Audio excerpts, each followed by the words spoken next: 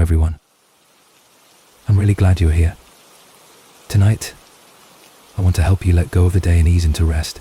I know many of you use these videos to fall asleep, and it means a lot to be part of your nightly routine. So if you haven't already, take a moment to like the video and subscribe. It truly helps. Now, settle in, close your eyes, and let's begin. First story. I was on a long hike from Springer Mountain to Fontana Dam, a stretch of trail that spans around 165 miles of winding wilderness. The plan was to take a near zero day by the third day, giving my body a break and spending some time at mountain crossings, where hikers often pause to recover. Originally, I was supposed to spend the second night at the hostel there, enjoying a little bit of comfort before continuing on, but a massive storm swept in and made crossing Blood Mountain impossible. I was forced to change my plans on the fly, adding another 7 miles to my day. That kind of setback is rough on the body and the mind, but I was determined to stay on schedule. After finally arriving at mountain crossings, I grabbed a soda and a burger to lift my spirits, then set back out on the trail. The sky was still moody, but there was a strange sense of renewal in every step forward. As I reached a road crossing, I noticed a man resting by the trail. He had an old, beat-up external frame backpack, something that looked like it belonged in the 1980s. Being the social type, and needing a quick rest myself, I decided to stop, light a cigarette, pull out a Cliff Bar, and have a chat. Trail conversations can be some of the most revealing, and I figured it would be harmless. I made a mistake during that break. When I still reflect on today, I told him which shelter I was planning to head to that night. On the Appalachian Trail. That's a detail you don't share unless you really trust someone. People are odd out there. Everyone's a little off kilter. We're all strangers walking toward an unknown goal. At the time, I didn't think much of it. We were both just travelers, both just tired souls in the woods. We talked for a while. It was about 1 p.m., and he told me he had started his day at Neil Gap. I had begun on the opposite side of Blood Mountain, and despite taking a 2-hour break earlier in the day, I knew my pace had easily put me several miles ahead of him. I estimated a 7 to 8 mile difference between us when we first met. The shelter I mentioned was actually supposed to be well beyond his reach, unless he hiked like a machine. Between us and that final shelter were 3 others, places to rest, refill, reset. When we parted ways, I had the impression he would stop at one of them. That assumption gave me a sense of safety, a belief that I'd be spending the night alone with the usual company of trail ghosts and tired hikers, not someone I had casually met and who felt off. I arrived at camp with plenty of daylight left and went about my normal routine, setting up my shelter, tending to my gear, and settling into the silence that hikers know so well. It was quiet and peaceful, and I finally had the chance to recalibrate my next few days. By the time 8 p.m. rolled around, also known as hiker midnight, I had already eaten, cleaned up, and was ready to turn in. The other hikers and I chatted softly about weather and wildlife, about boots and blisters, and then, like a shadow crawling out of the darkness, the man from earlier showed up. He looked like he had marched through hell itself to get there. Dirty, drenched in sweat, breathing heavy, he had pushed hard, too hard, just to arrive at the same place I had told him I would be. That wasn't coincidence. It was obsession. And my gut twisted as he dropped his pack and started injecting himself into the group's conversation like we were old friends. As the night wore on, his behavior grew more intrusive, more obnoxious. He wouldn't leave me alone. He hovered. He interrupted. He was loud in that desperate way that people get when they want something from you, but won't say what. I made a silent decision that night to avoid him at all costs. I packed extra water into my bag and planned to make breakfast away from the group, somewhere quiet, distant, and safe. My plan was to vanish like fog in the early morning, long before he could catch up. I woke up just before sunrise, quietly gathered my things, and slipped out of camp while the others still slept. I felt some relief as I walked those first 2 miles under the quiet canopy of early morning woods. But then I twisted my knee badly on a rock crossing. It wasn't a major injury, but enough to sideline me. I needed rest, maybe even a day off the trail. I hobbled my way to the nearest gap, where hikers often hitch rides into town. Most people went west into Hiawassee, but I decided to go east into Helen, a quaint little town with a charming Bavarian theme. It felt whimsical, almost absurd in contrast to the gritty solitude of the trail. I checked into a small hotel and planned to take a full day off to recover, grab some real food, and soak in the odd charm of Helen. Just as I was beginning to relax and settle into my room, I heard the lobby door creak open. I peeked out of the hallway, and to my complete horror, there he was, standing in the lobby, looking around, scanning the room like a predator sniffing out a trail. My stomach dropped. How had he found me? Later, I would learn from other hikers that he had been asking southbounders about me, trying to figure out where I had gone. That wasn't just creepy, it was calculated. I needed to end this. I decided I would play along, pretend everything was fine, and lull him into a false sense of comfort. I invited him to grab some beers, and we made small talk. I told him that due to my knee, I planned to take another full day off before hitting the trail again. As expected, he jumped at the idea of joining me.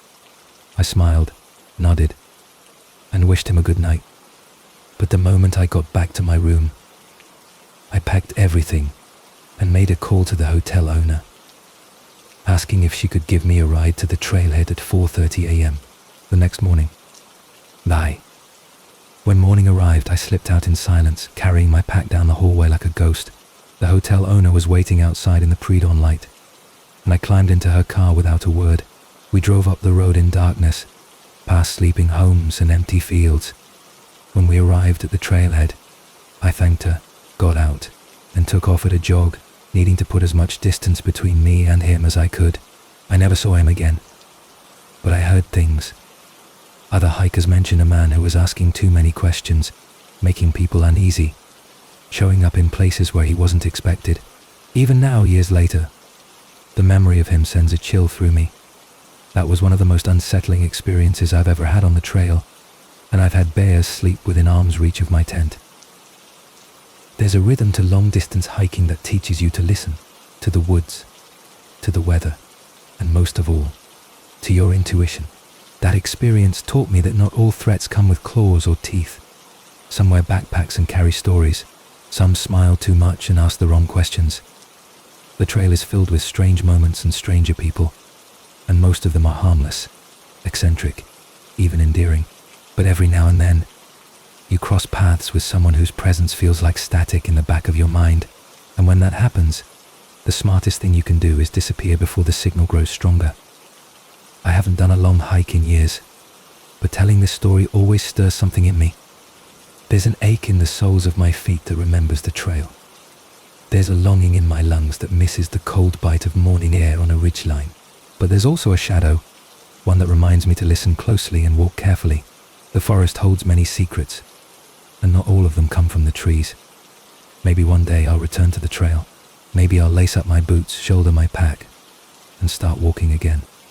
But I'll never forget that quiet warning, whispered in the shape of a stranger's footsteps. Second story.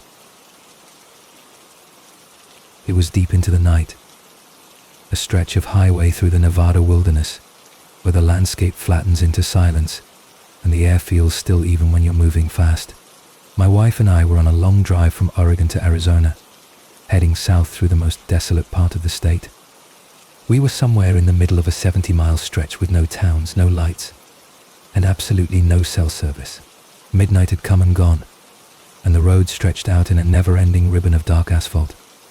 My wife, petite and no taller than 5 feet, was behind the wheel. She weighs barely 100 pounds soaking wet. She has the kind of smile that makes people feel safe, and in that moment, I wish she hadn't looked so small. I had been reclined in my seat, eyes closed, drifting in and out of sleep.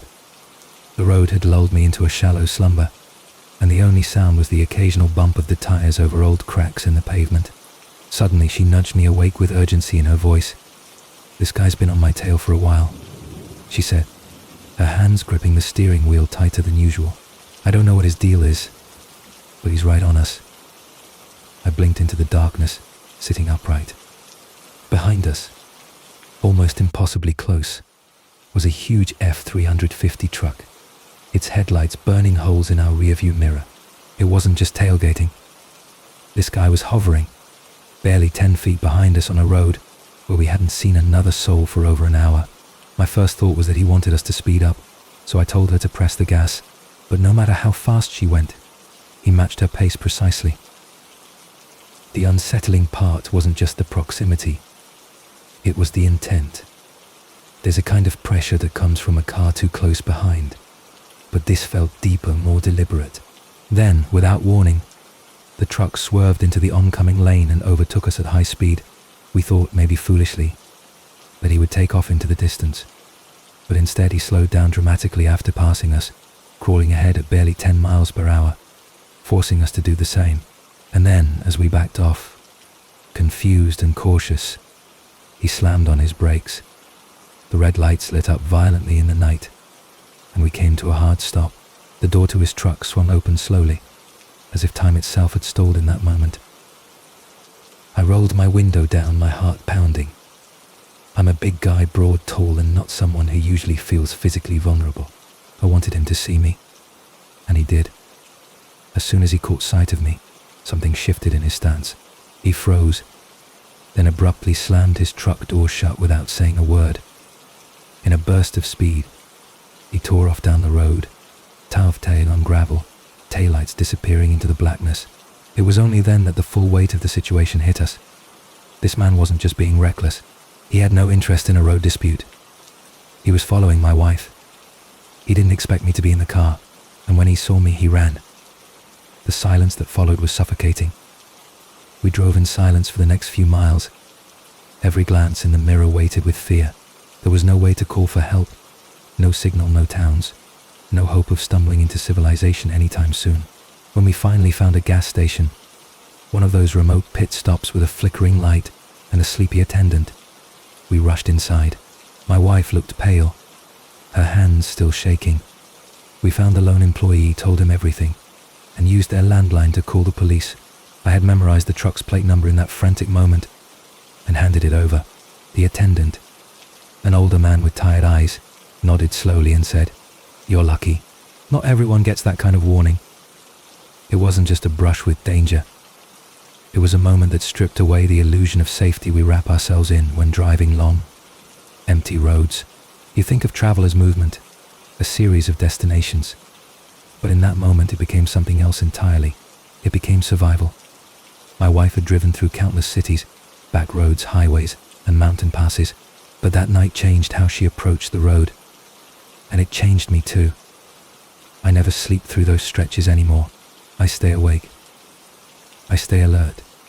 Because once you've seen how quickly calm can turn to chaos, you understand how thin the line really is. I still think about what might have happened if I hadn't been there. Would he have forced her off the road? Would he have opened her door, stepped into her space, tried to pull her out? I hate that I don't know. I hate that the answer exists somewhere in a version of that night we narrowly escaped. And I hate that my wife now grips the steering wheel a little tighter on lonely roads, that her eyes dart to the rearview mirror with more frequency. People don't often talk about what it's like to feel hunted, not by an animal, not by a ghost story, but by another person. And yet, that's what it was. The predator wasn't hiding in the woods. He was driving a truck, eyes focused on someone he thought was alone. The officer who eventually followed up with us told us that similar reports had been filed in the area, all from women driving alone late at night. The man hadn't been caught. His identity was still unknown, and there wasn't enough evidence to charge anyone. It left us in that limbo, the place between closure and paranoia. We weren't the only ones. That made it better in a way, and worse in another. He was out there, somewhere, maybe still driving those dark roads, waiting for another car with a lone driver. The desert doesn't just hold silence, it holds secrets. Since that night, I've looked at every road differently. It's not the wilderness itself that scares me, but the people who wander through it with dark intentions. You can feel the difference. There's a weight to it, a kind of invisible hand that tightens around your chest when something is wrong. It's subtle at first. A glance, a sound, a strange car behind you. Then it sharpens. Your instincts rise like smoke. You know when you're being watched. You just know. And if you're lucky, that feeling comes early enough to do something about it. We finished our trip to Arizona, but the memory of that night stayed with us like a shadow. It reshaped how we travel, how we plan, how we prepare. We make sure our phones are fully charged. We keep pepper spray in the center console. And most importantly, we never, ever drive long stretches like that without being aware of who's behind us, who's nearby, and what our exit strategy is. Because that's what it is now. Travel isn't just about getting from place to place. It's about being prepared for the moments that sneak up on you when you're most relaxed, most distracted, most vulnerable. And sometimes, all it takes is one stranger, 10 feet behind you, to remind you of that truth. Third story. I grew up in Alaska, right on the blurry edge between civilization and wild land. Even in our biggest cities, nature still has a way of creeping into your life. You don't need to drive far to find moose walking down residential streets or bears sifting through garbage cans like they own the place. That's just part of life up there, an uneasy balance between human routine and raw wilderness. Our house sat at the end of a long wooded driveway, about half a mile from the road where the school bus dropped us off. I was 12 years old then, old enough to walk alone, but still young enough to be vulnerable in ways I didn't fully understand. That walk home was normally peaceful. The air was crisp, the leaves rustled overhead, and the occasional snapping of twigs was often just a squirrel or bird minding its own business. But one afternoon, something felt different. As I stepped off the gravel road and began walking down the driveway, I heard a low, heavy sound to my right. I stopped, every part of me suddenly alert. It wasn't a branch. It wasn't the wind. It was movement, deliberate, heavy, and close. I turned my head slowly, hoping to see a deer or something harmless. Instead, I saw her. A fully grown cow moose had stepped out of the trees and was now standing dead center on the gravel path, just 20 feet from where I stood.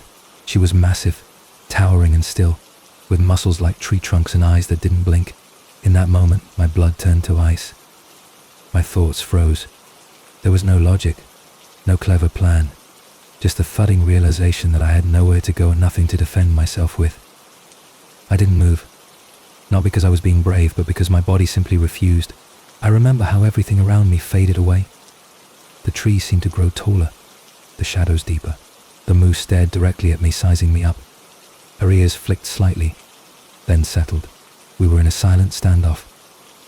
I didn't know what to do, and frankly, I didn't think there was anything I could do. A 12-year-old kid against an animal that could crush my ribs with a nudge. I knew I didn't stand a chance, and then something even worse happened. I heard another sound, soft, slow, coming from behind me. I didn't dare turn my head, but in my bones I knew what it meant. There was a second moose.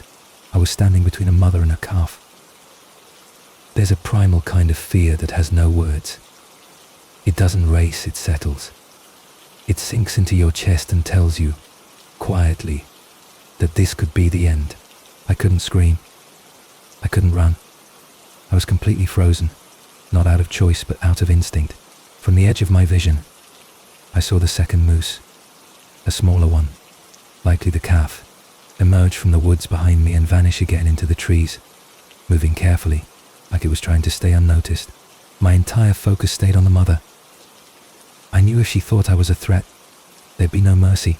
I stood there, willing my presence to disappear, praying that I was invisible to her. My breath caught in my throat. Every second felt like a minute. Then I felt it. A sudden rush of warm air against the back of my neck, soft but unmistakable. And then came the sound, the slow, wet exhale of a massive set of nostrils right behind me. The calf hadn't just passed me, it had paused. It was sniffing me, feeling its breath on my skin. Hearing the sound of it inhaling so close to my ear made my knees nearly give out. I didn't dare flinch. The sounds of the forest were still. No wind, no birds, nothing. Just the soft sniff of a wild animal trying to understand me.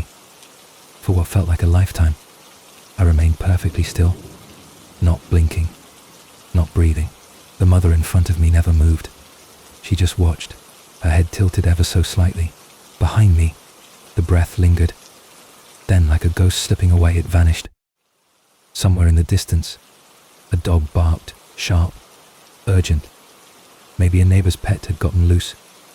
That sudden sound broke the stillness like glass. The mother moose startled first, jerking her head and then crashing back into the woods, hoofs pounding the earth like thunder. The second followed, galloping into the trees, its body barely visible between the thick trunks. In seconds, the path was empty again, but I stood there, rooted in place. My body slowly thawed, breath returning like I'd surfaced from underwater. I stumbled forward, legs shaky and unsure, trying to process what had just happened. I had been that close to dying, and not in some dramatic, Hollywood kind of way, just quietly, unceremoniously, under the hooves of an animal I had no control over. The walk home changed the way I saw the forest. Before, it was a playground, a backdrop to my thoughts, something to wander through without much concern. After that day, it became alive. Not in the magical, friendly way people sometimes talk about nature. It became something with weight, with rules, with danger. Every crack of a branch made me pause. Every rustle of leaves made me glance twice. And whenever I caught sight of a moose, on a hike, in the distance, even from the window of our house, a chill would settle along my spine. I had looked into those eyes once. I had stood still under that breath, and I would never forget it. Since then, I've had plenty of encounters with wildlife. I've gone fishing with brown bears nearby, seen black bears shuffle past my tent, and even had mountain lions tail our group before slinking back into the shadows. But none of those moments ever touched the fear I felt that day. None of them came close to the quiet dread of knowing you're standing in the worst place at the worst possible time. Bears, lions, they're loud. They're dramatic. Moose are different. They're silent giants. They're calm until they're not. And when they're not, it's already too late. Over the years, I've told this story a few times, always downplaying the details, maybe out of pride, maybe out of disbelief. It almost sounds unreal. The breath, the silence, the perfect alignment of being in the wrong place. But I remember it, not just in my mind, but in my body. Every time I step into thick woods, that old tension returns. My muscles brace, my ears sharpen, and I remind myself to listen, not just for movement, but for the stillness that hides it. The forest isn't just a place, it's a presence, and sometimes it watches back. I'm older now, and that walk home has become something of a parable in my life. It reminds me to be aware, to be present. It reminds me that some things are bigger than you, and not all of them are evil. Some are just wild. Some are just trying to protect their own. That moose wasn't out to harm me. She was doing what mothers do, watching, waiting, guarding. But had I made one wrong move, things could have ended very differently. That's what stays with me. The fine line between safety and danger, between being a passerby and becoming a part of the forest story in a very different way. Story number 4. We moved from the cool, rolling mountains of Maryland to the hot, humid plains of West Palm Beach, Florida. When I was just 7 years old, everything changed: the air, the sky, even the smells that wafted through the open windows. My parents were chasing a new start, and at the time, so was everyone else. It was the era of waterbeds, plastic furniture, and shag carpet, and like so many families, we followed the trend. Every bedroom in our house had a waterbed, and we thought it was the coolest thing ever. It was like sleeping on a living thing. But then came the nights, quiet and still, with the ceiling fan turning lazily above my head, and sometimes something just felt. I would wake up to this strange, electric smell in the room. It wasn't smoke, it wasn't plastic. It was sharp and metallic, like ozone, but thicker. I tried to tell my parents, but they chalked it up to the waterbeds. That's just the smell of vinyl, they said. But I knew better. It felt deeper than that. It felt unnatural. One night stands out among the rest. I woke up suddenly, not to a sound, but to a presence. That same strange smell filled the air, stronger than ever. My bed slushed beneath me as I rolled over, expecting to see my dad standing by the doorway. He had told me earlier that evening that he'd come check on me during the night. So when I saw the shadowy outlines of figures in the room, I wasn't afraid at first, but as my eyes adjusted to the dim light, my heart dropped. These weren't people, at least not people in the way I understood them. Standing around my bed were 3 small beings, no more than 3.5 feet tall. Their skin was greyish-green, their faces elongated and reptilian, and their eyes were large, oval, and slitted like snakes. They didn't move. They just stood there watching me. I couldn't scream. I couldn't even blink. My body locked itself into silence. The air felt heavy, the kind of thick that settles on your chest and makes it hard to breathe. I couldn't make out their expressions, if they had any at all. Their faces were so smooth, almost like sculpted clay, but their eyes flickered with a sharp, cold intelligence. I stared back at them, too terrified to even close my eyes, my bed gently rocking beneath me with each shallow breath. Then, just like a camera shutter, everything went dark. The next thing I remember, I was sitting at the breakfast table the next morning, chewing on a piece of toast, my mum humming in the kitchen like nothing had happened. My memories from that night felt dreamlike, distant, and yet too vivid to be dismissed. I didn't tell anyone. I wasn't sure how. Years passed, and the memory remained, tucked away in the back of my mind like a strange dream you never quite forget. Then one afternoon, decades later, I was walking with my mum, now older and slower, under a grey sky that threatened rain. The wind picked up, and that same electric smell filled the air, sharp, strange, familiar. I froze in place. "That smell," I said aloud, without even thinking. My mum stopped, then looked at me carefully. "You know," she said slowly, "that's the same smell from when the aliens took you." I laughed, thinking she was joking. But she wasn't smiling. She kept walking and told me everything. About how, when we first moved to Florida, she had seen the same 3 little lizard-like beings in our yard. They had come in the night, and they took me. I couldn't speak. She told me she had wanted to stop them, but something about them, some force, some voice, convinced her it would be okay, that I wouldn't remember. So she let them take me. She watched from the bedroom window as their saucer lifted off into the sky, leaving behind the thick smell of ozone. Then she went back to bed, as if nothing had happened. "I didn't want to scare you," she said, and for a long time I convinced myself it was just a dream. But she never forgot, and neither did I. The revelation left me hollow for days. It wasn't just a childhood nightmare anymore. It was a piece of a puzzle I never wanted to solve. Ever since then I've noticed something. That smell, the one like metal and storm-charged air, it returns every now and then, usually right before it rains, but sometimes when it's perfectly dry. And each time it happens, I feel a deep unease settle into my bones, like something is watching, like something is waiting.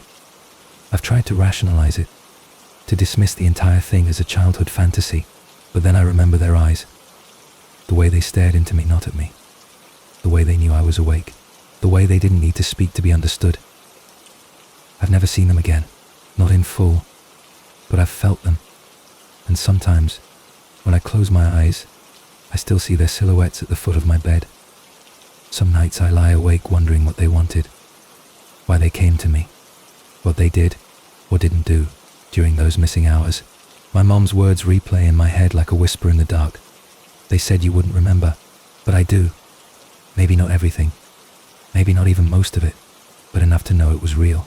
Enough to know that the world is not what we think it is, that the veil between us and them, whoever they are, is thinner than we realize, and that sometimes, under the right sky, with the right smell in the air, that veil can be lifted." I've read other stories since then, accounts from people all over the world who remember things they weren't supposed to, people who recall strange lights, lost time, unexplained marks. And though every story is different, there's always a thread, a smell, a sound, a presence. I don't know why it happened to me. I don't know if it will ever everywhere, and maybe that's the scariest part. Not that they exist, but that they've always existed just out of reach, watching, waiting, choosing. Now, when I sense that charged silence in the air, I close my windows. I lock the doors, not because I think it will stop them, but because it makes me feel like I still have control. That night I didn't. I was a child floating in the dark, surrounded by things I didn't understand. And even now, as an adult, I still don't. But I've learned to live with the unknown, to accept that some answers aren't meant to be found, and that sometimes the strangest stories aren't the ones we make up. They're the ones we remember too clearly to be dreams. Story number 5. I'm an au pair living in Sweden, and for most of the summer, I stay with the host family at their remote summer house nestled in the archipelago outside of Stockholm. It's an unbelievably beautiful place. Dense green woods that stretch to the edge of the sea, deep still water, and skies that melt from pink to indigo at dusk. But there's isolation too, a kind that lingers. The nearest neighbour is a good 30-minute walk, and after that it's just ocean and forest. Thick old forest. Forest that doesn't feel friendly. One night my host parents decided to go on a date. That left me alone with their 2 children, both sweet and well behaved. The main house was where the kids slept, and I was to sleep in the guest house, an old, small building that sits almost directly on the edge of the water. At first it felt cozy, like a little Scandinavian fairy tale, but the longer I stayed there that night, the more I realized something felt wrong. The day had started like any other. We made lunch, played by the shore, and explored the grounds. By early evening, I had planned to walk to the bus stop to pick up my boyfriend, who was visiting for the night. The idea was for him to stay with me in the guest house until the parents returned. Before that, I decided to take the kids into the forest for a little adventure. I had been in those woods with the host parents before, and while it always felt a bit too quiet, it never seemed threatening. But this time, with no other adults and only the children, the atmosphere had changed. The birds were acting strangely, flying in panicked flocks before we even got close, and the air felt charged. I brushed it off and kept walking. But then we found a hidden little lake, and across the water, I saw her. She was standing on a rock, completely naked, her skin pale and glistening, like she had just climbed out of the freezing water. The lake was far too cold for swimming, especially this late in the day. But there she was, slowly pacing back and forth, dipping close to the water as if testing it, then stepping back. It was clear she had seen us. She kept moving, looking like she might walk across the water itself. The kids were confused but not afraid. I, on the other hand, felt the hairs on the back of my neck rise. I told them we should head back, and we retraced our steps quickly and quietly, trying to shake off the feeling that something had shifted. I kept glancing behind us, but she was gone. No splash, no retreating figure, just the still lake and the whisper of trees. We met my boyfriend without issue, and the 3 of us returned to the cabin as the sun began to set. I made dinner for the kids, and we all sat around reading Swedish comic books. The peace returned, if only briefly. Then, out of nowhere, the main house door slammed open with such force it made the windows rattle. It wasn't the wind. There was no breeze that strong, and the sound had weight behind it, like someone had kicked it in. My boyfriend ran outside to check, but found nothing. The air was still. The woods were silent. We laughed it off uneasily, made excuses, and tried to settle in for the night. The kids went to bed, and eventually my boyfriend and I made our way to the guest house by the shore. We curled up with a book, trying to reclaim the calm, but I couldn't shake the unease. As the clock neared 3 in the morning, I had to pee. I've always been comfortable peeing outside. It's Sweden. It's wilderness. It's normal. So I stepped out of the guest house and squatted just a few feet away, the moonlight barely illuminating the stone path behind me. That's when it hit me, the feeling. The same one I had earlier. The one I had in the forest. That bone-deep dread. Not panic, but dread. The kind that roots you to the earth. I stood up slowly and glanced toward the back of the guest house. There, rising up the hillside, was the trail that led to what the family called the ghost house. An abandoned home from the 1600s where an old soldier had once lived. The trail was lit by small solar-powered lanterns, meant to keep visitors from tripping, but they cast more shadow than light. And in that dim glow I saw movement. A figure black, tall and unnatural, walking up the trail. At first I thought it was a person, but something was wrong. It didn't reflect light the way a person would. No colors, no shapes of clothing, no shine from reflective strips. Just pure black, as if it absorbed the light around it. It walked smoothly, quickly, until it slowed, like it had noticed me. I froze, not breathing. The thing continued up the hill, its eyes faintly glowing, flickering from a cold blue to a dim yellow depending on how the lanterns caught them. I couldn't understand how it moved, too graceful to be a person, too solid to be missed. I squinted, trying to see if it was real, and then I realized something even more terrifying. The eyes, they weren't stable. They hovered. One moment they were 6 feet off the ground, the next 4, then back up again. They bobbed like they were swimming through air, not walking. And yet, it made sound. Real, solid sound. Twigs snapping, ground shifting, the noise of something heavy and tangible moving through the trail. I remember thinking, this is not a dream. It was physical, present, not a figment of imagination, not a hallucination. The creature didn't stop walking. It passed through the final solar-lit patch of trail, and then vanished into the blackness beyond, swallowed by the hill. I turned and fled back into the guest house, slamming the door and locking it tight. My boyfriend stirred but didn't wake. I sat in the darkness for hours, clutching the sheets, eyes wide, waiting for something, anything, to happen. Nothing else came that night, but my boyfriend woke up with a scream just before dawn, drenched in sweat from a nightmare he couldn't remember. It was the only night we ever experienced anything in that house, despite spending weeks there over the summer. The next day, I tried to act normal, tried to be calm for the kids, but the fear hadn't left me. It was under my skin, humming like a hidden wire. I went back up to the ghost house trail later that day, hoping to find tracks or some evidence that what I'd seen was real. There was nothing. Just a worn trail, dim lanterns, and the empty gaze of the abandoned soldier's house. I never used that path again. To this day, I have no explanation. I know what I saw. I know what I felt. And I know it wasn't human. Sweden's forests are old. They hold secrets, buried deep in the moss and stone. The land remembers things that people have forgotten. And sometimes, just sometimes, it lets you see them. That night I was seen in return. And I don't think it will ever leave me. Whenever I smell pine and salt water on a cold breeze, I think of that shape, those flickering eyes, that hovering gaze. Not everything in the forest is meant to be understood. Some things are simply meant to be avoided or survived. Sixth story. It happened to my grandfather back in the late 1950s, long before smartphones or GPS. He and a small group of friends, including his then girlfriend, my grandmother, decided to take a trip deep into the forest. Back then, vast stretches of the land were still untouched, wild and pristine.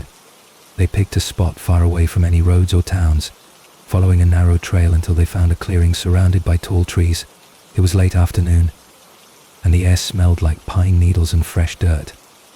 They unpacked their gear, built a fire, and set up their tents. The mood was light-hearted. Laughter echoed off the trees, and the crackle of the fire gave the evening a familiar warmth. No one suspected what was to come. They were roasting food and drinking beer, swapping stories and passing around a harmonica someone had brought. Then, all of a sudden, everything stopped. Not among them, but around them. The forest, once alive with birds and rustling leaves, fell silent. No wind, no insects, no owl hoots in the distance. Just an eerie, all-encompassing hush. Everyone noticed. They looked at each other uneasily, their laughter fading into confusion. Someone whispered that it was probably nothing, maybe just the forest settling for the night. But my grandfather later told me that even back then, he knew something was wrong. It wasn't just quiet, it was wrong. The kind of silence that feels heavy, like the trees themselves are holding their breath. Still nothing happened. They waited, listened, and after a while the conversation cautiously resumed. Maybe it really was nothing.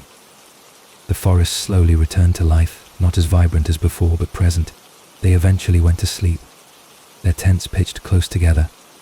My grandparents shared one, sipped up tight against the growing chill. A few hours passed. Then one of the men, Roger, got up to relieve himself in the woods. He left the tent without saying much and walked into the darkness with only a small flashlight. Time passed. Too much time. No one noticed at first, everyone was fast asleep. But something stirred my grandfather awake. He sensed something was off. When he peeked out of the tent, he saw a lump near the dying embers of the fire. He crept closer, the beam of his own flashlight cutting through the shadows. It was Roger, curled up on the ground, his face streaked with tears and his whole body trembling. My grandfather rushed to him, gently shaking his shoulders, asking what happened. Roger didn't speak right away. His mouth moved, but the words wouldn't come out. Finally, in a whisper, he said, something was calling my name. That chilled my grandfather more than anything else. They helped Roger into the tent and got him into a sleeping bag, where he lay silently until exhaustion took him. In the morning, the group gathered around him, pressing for answers. What did he mean something called his name? Roger stared at the fire, eyes unfocused. Then he spoke. He had gone into the trees just far enough to be out of sight when he heard someone whisper his name, soft, like a breeze. Roger. At first he thought it was a prank, maybe one of the guys messing with him, but the voice didn't come from behind. It came from deeper in the forest. So he called out, telling them to cut it out. But no one answered. The voice came again. Roger, it whispered. This time it sounded farther away, so he followed. Just a few steps, then a few more. Each time he stopped, the voice called again, always just out of reach. Then it changed. No longer soft or curious, but urgent. Roger, hurry. He kept moving. Then, behind him, another voice, this one right by his ear, whispered nearly there. He turned around, shining his light into the woods, but there was nothing. Nothing but trees and the thick, suffocating dark. Panic set in. He turned to run, tripped on a root, and crashed face first into the forest floor. His flashlight flickered, then went out. He lay there for a while, unable to move, listening, but now there was no voice, only silence again. The same heavy silence from earlier. Eventually he crawled back to camp, hands scraped, knees bruised. He didn't say anything to anyone until my grandfather found him. But what terrified him the most, he said, was what came after. Lying in the tent, pretending to sleep, he could still hear it, faint and distant. Roger, I'm waiting. After that night, Roger was never the same. He refused to go camping again. He didn't talk about the forest. He stopped going on trips altogether. My grandfather swore it changed him. He wasn't a man given to superstition. He didn't believe in ghosts or spirits or things that couldn't be explained. But he believed Roger. He said he'd never seen that kind of fear in someone's eyes before, and he never questioned the story. When someone is that scared, he told me once, they don't make things up. They've seen something, felt something. That kind of fear is real. I believe him too. Not just because of the story, but because of how often I've heard similar ones from people in different places, different decades. Stories about voices in the woods, things that sound familiar, but are not. It's easy to rationalize these things. The mind plays tricks in the dark. The forest is full of echoes and strange acoustics, but there's something older at work, I think. Something that waits in those deep, silent pockets of wilderness. Something that learns your name. The scariest part isn't that it calls you. It's that it sounds like someone you trust. It doesn't scream or growl. It whispers. It coaxes. And before you know it, you're walking toward it, deeper into the trees, leaving the safety of the fire behind.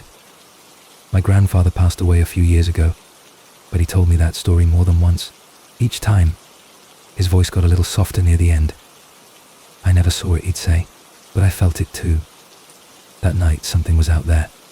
Now when I camp, I always keep the fire burning a little longer. I never go far from the group, and I never, ever answer when I hear my name in the woods, because I know better now. The forest holds memories, and sometimes it calls them back to see if you'll follow. 7th story. It was probably 4 or 5 years ago when my friends and I decided to chase something strange.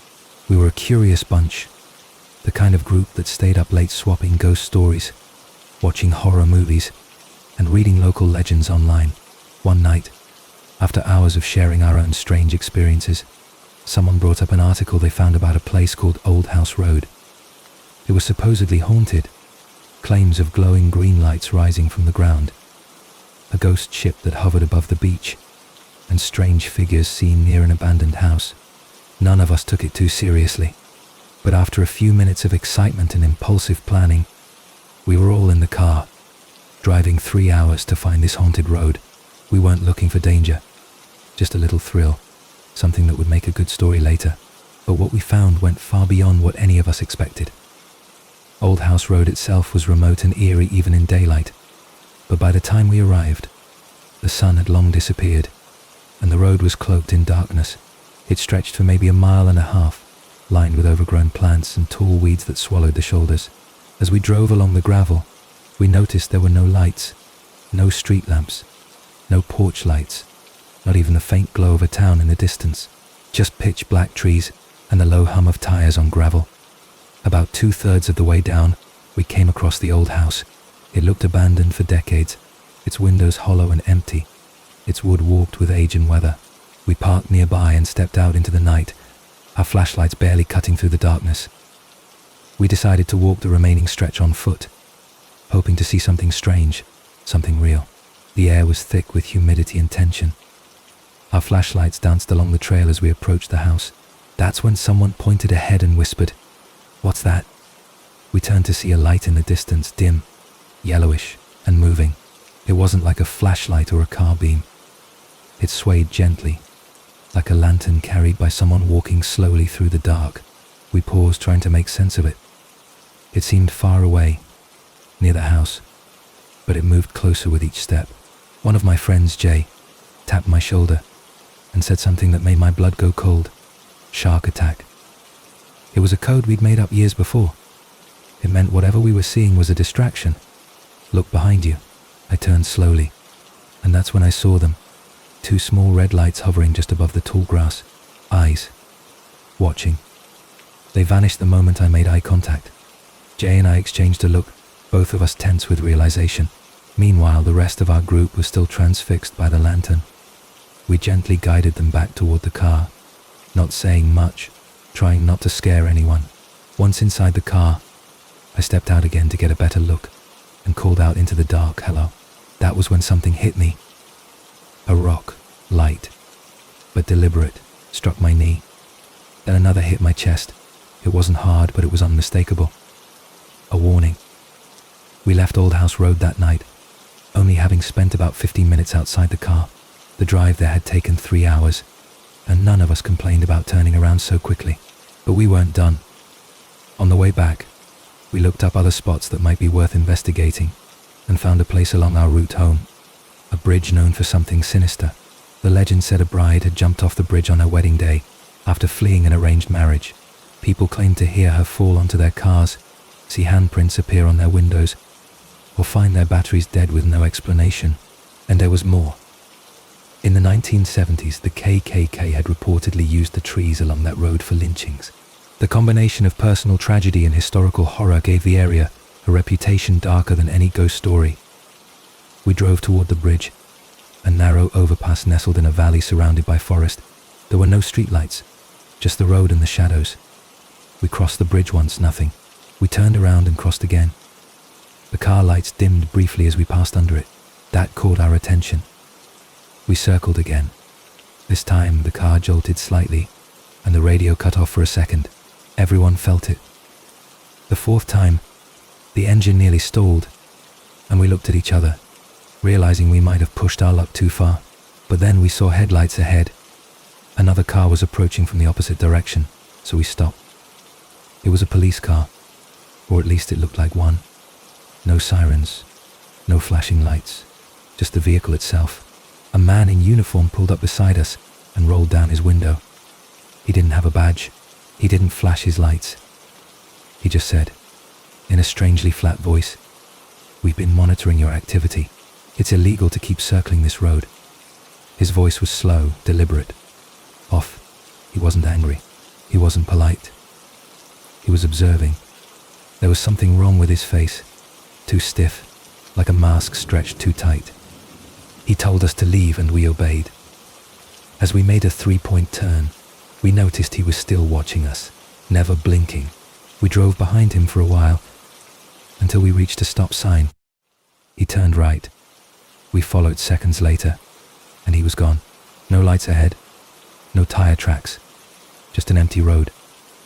We stopped at a gas station not long after to gather ourselves and review the videos we had taken. There, we noticed something strange. When we had seen the approaching headlights earlier, there weren't just 2 lights, there were 4. 2 pairs. But only one car had pulled up. The lights that followed the main car never showed up, never connected, and never made a sound. We speculated 2 motorcycles maybe, but that didn't explain why they vanished. We watched the video over and over, each time feeling the same chill creep over us. The man, the lights, the stalling engine. It all felt like layers of a story we weren't meant to understand. We never went back to either place. That night gave us more questions than answers. I still joke sometimes about returning to Old House Road, but no one laughs anymore. It's not just about ghosts or legends.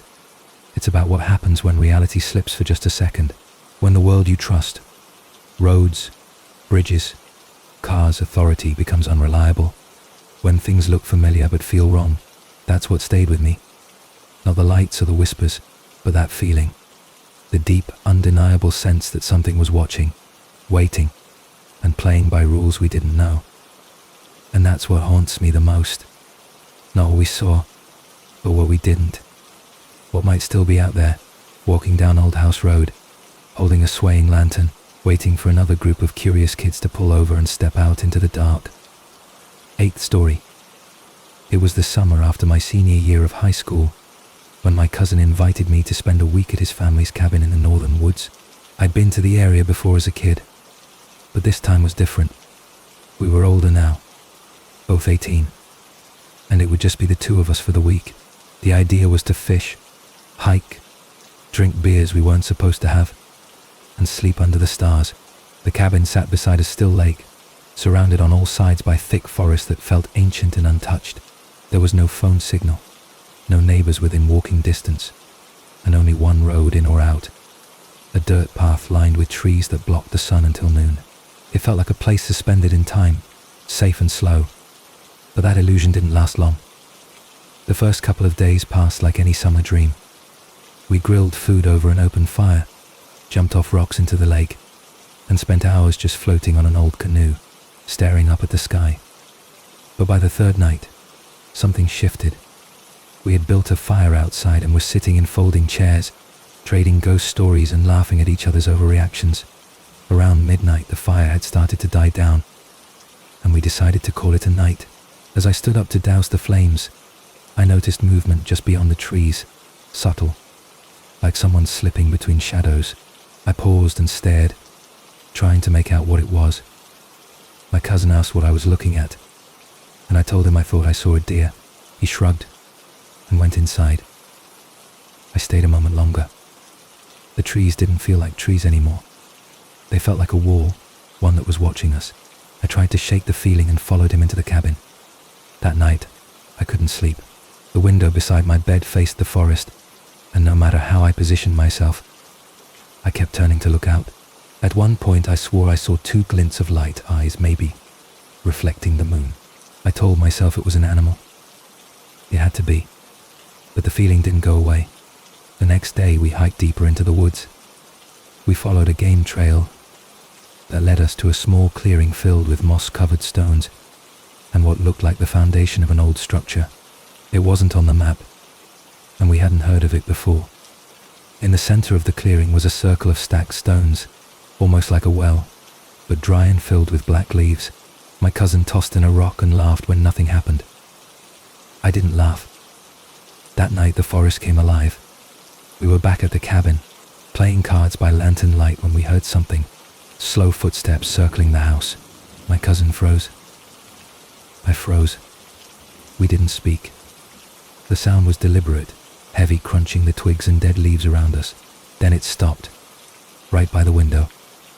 I reached out slowly and turned off the lantern. Darkness swallowed the room. For several minutes we sat in silence, hearts pounding. Then came the knock. 1, 2, 3 soft knocks on the glass. We didn't move, didn't breathe. The knocks didn't repeat. No voice followed, just silence. My cousin finally whispered, "It's probably a bear," but we both knew that wasn't right. Bears don't knock. Bears don't circle houses and stand still for 10 minutes. Bears don't stare through windows. The next morning we found nothing. No prints, no disturbed ground, no broken twigs. It was as if nothing had happened. But we couldn't ignore it. That day we kept close to the cabin, taking turns watching the woods. It felt like being hunted by something patient, something smart. That evening we debated sleeping in shifts. My cousin wanted to act like nothing was wrong, but I could see the fear in his eyes. As night fell, the forest changed again. No bugs, no breeze, just a thick, humming quiet. We locked the door, pulled the curtains tight, and lay in our sleeping bags on the floor. I don't know when I drifted off, but I woke to my cousin shaking me. He pointed at the window. The curtain had been pulled aside just enough for someone to peek through. We hadn't touched it, and beside the curtain, faintly visible in the moonlight, were prints. Not fingerprints, palm prints. Long, thin fingers pressed against the glass. My cousin whispered, "It's still out there." We waited for what felt like hours, expecting another knock, another sound. But there was only stillness. The next morning we packed. We didn't speak much, just loaded the car, locked the cabin, and left. As we drove down the dirt road, my cousin suddenly hit the brakes. There, standing at the edge of the trees, was a figure. It wasn't close, but it wasn't far.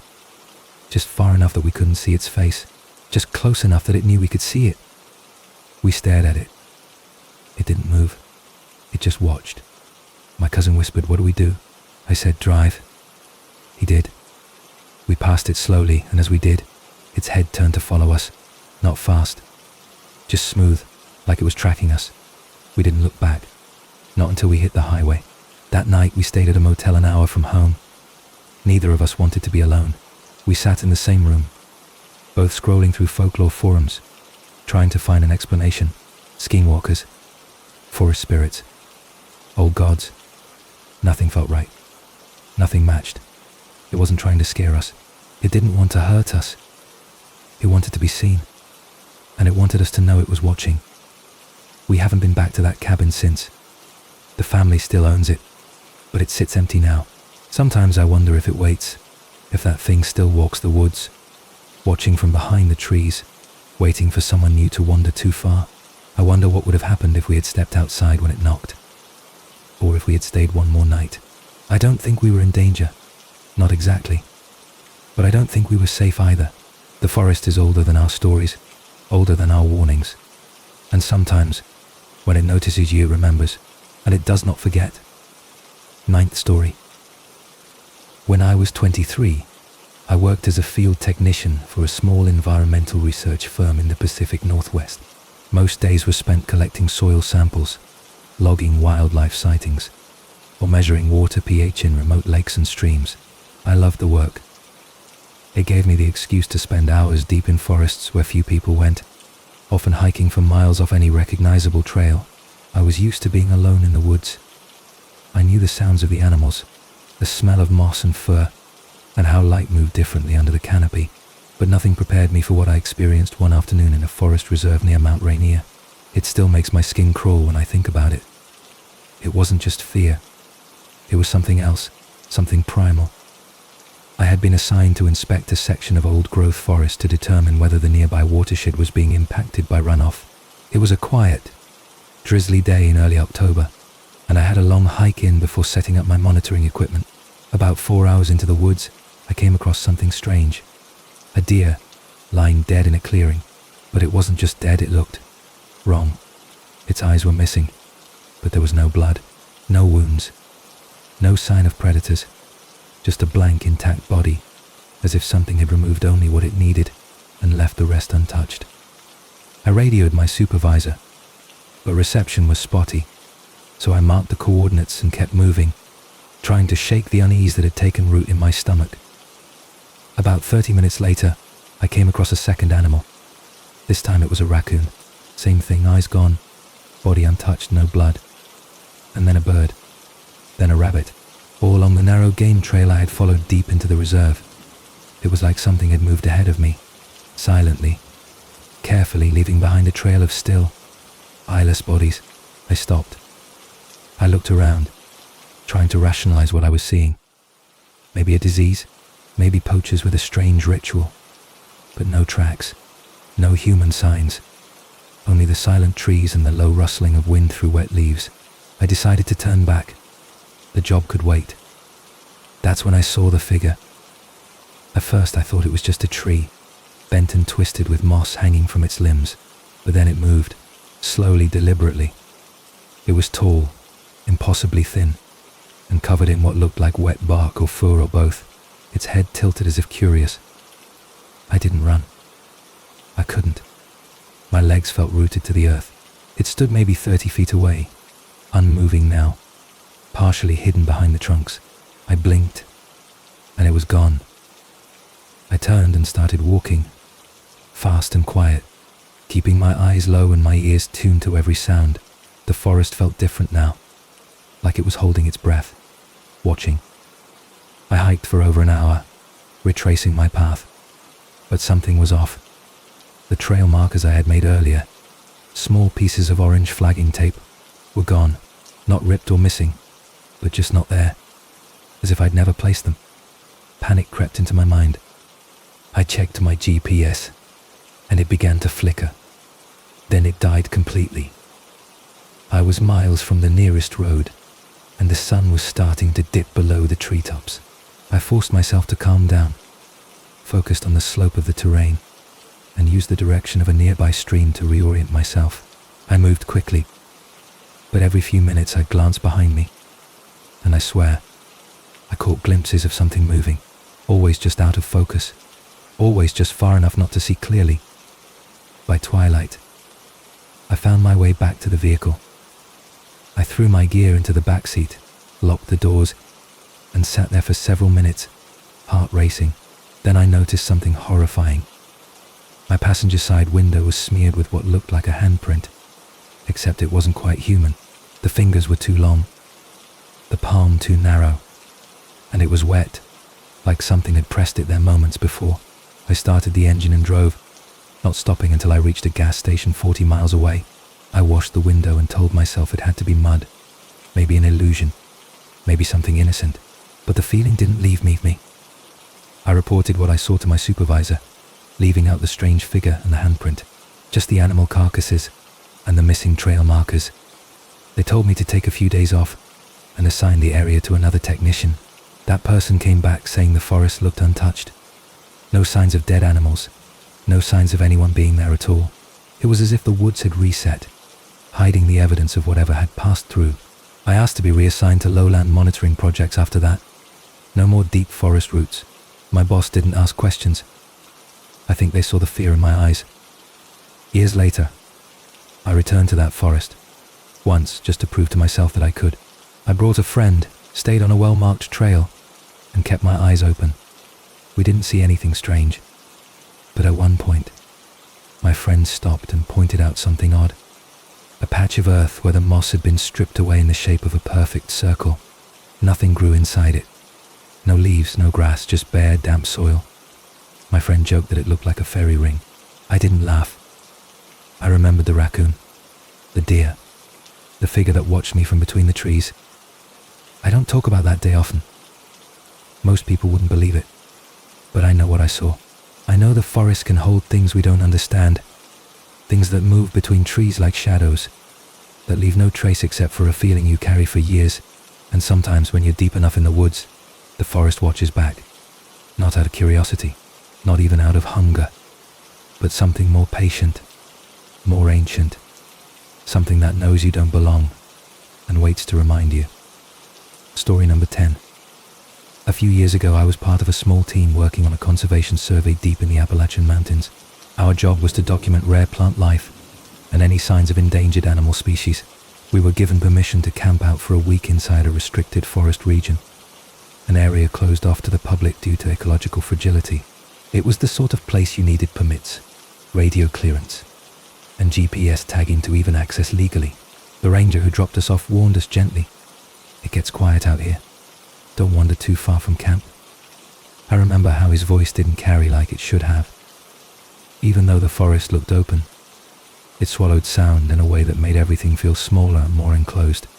The first few days were uneventful, just long hikes and data logging. But on the fourth night, everything changed. That evening, after finishing our notes and sharing a simple meal by the fire, we settled into our tents. The forest had been unusually quiet all day, no birds, no frogs, no distant rustles in the underbrush. At the time we brushed it off as weather-related, since clouds had rolled in earlier, but there wasn't even any wind. Just stillness. That night I woke up suddenly around 2 a.m. I hadn't heard anything.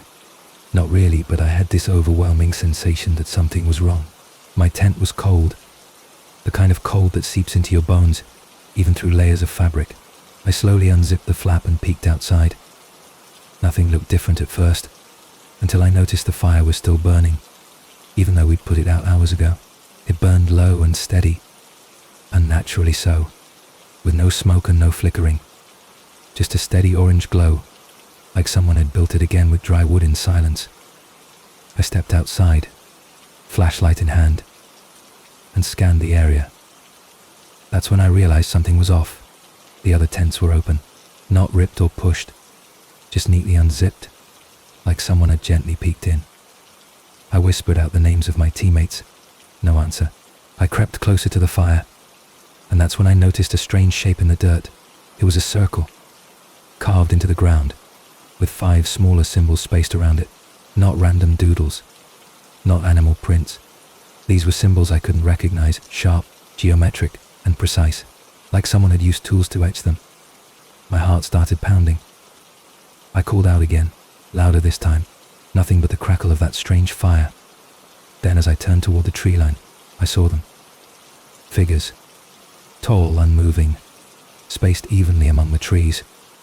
They stood like statues, too tall to be human, thin like poles, with elongated arms that hung lower than they should, their heads tilted at strange angles, and they shimmered slightly, like they were both there, and not there at the same time. My breath caught in my throat. I didn't know whether to run or hide, but I did neither. I stood frozen, staring. One of them took a single step forward, not fast, just one slow, gliding motion. That was enough. I backed away toward the tents, shouting now, panicking. And that's when my teammates came stumbling out of the woods behind me, confused and scared. They'd all woken up alone, in different parts of the forest, with no memory of how they got there. We huddled together by the strange fire, too afraid to go back to sleep. One of them had a deep scratch across his shoulder. He said he had dreamed of a voice calling his name from inside the earth, and when he reached for it, he woke up in the woods. Another said she remembered stars, hundreds of stars spinning above her, even though the canopy blocked the sky. None of us had answers. We stayed awake until sunrise, and when the light came, the fire was gone, the circle in the dirt was gone, the tents were zipped. Everything looked normal, as if nothing had ever happened. But none of us spoke on the hike back. We didn't want to give it more power by naming it. The ranger who picked us up looked at us quietly as we loaded our gear. After a few moments, he asked, "Did anything weird happen?" We hesitated. Then one of us said, "No, just some bad dreams." The ranger nodded like he expected that answer. "Some places don't like to be measured," he said. "They remember things. Just be grateful they let you leave." That stuck with me. We returned to the lab, submitted our data, and resumed our lives. But we all changed after that. We met once a year for drinks and small talk, but we never returned to that forest, and we never talked about that night again. Sometimes I wonder what would have happened if I hadn't woken up, or if I had tried to follow one of those figures into the trees. Were they curious? Were they warning us? Or were we just part of a game they'd played many times before? I don't know. But I can still feel the cold from that night. Not the kind of cold that touches your skin, but the kind that touches your name, your memory, your place in the world. Like something tried to unmake you for a moment, just to see if it could. That forest is still restricted, still protected. But I've heard whispers, other teams with strange stories, data logs that go missing, GPS units that stop working. Maybe it's all coincidence, or maybe something ancient sleeps there, watching from the spaces between the trees, waiting for the next group to stumble too deep. Whatever it is, I don't think it means harm. Not exactly. But it doesn't welcome questions. It doesn't like to be studied. And if you stay too long, it might decide that silence is better than memory. So I don't go looking anymore. Not in that way. Not in places that feel too quiet, or trees that seem too still. I trust my instincts now. If the air feels wrong, I leave. If the light flickers in ways it shouldn't, I don't ask why. I've learned that some truths aren't worth uncovering. Some doors stay shut for a reason, and some fires, if you see them burning after midnight in the woods, are not meant to warm your hands.